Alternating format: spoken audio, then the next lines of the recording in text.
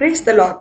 இன்றைய வாக்குத்தத்த வசனம் லூக்கா 6:43 நல்ல மரமானது கெட்ட கனி கொடாது, கெட்ட மரமானது நல்ல கனி கொடாது.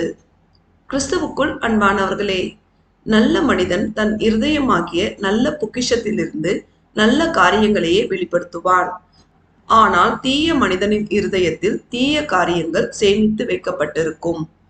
எனவே அவன் தீய காரியங்களை வெளிப்படுத்துவான்.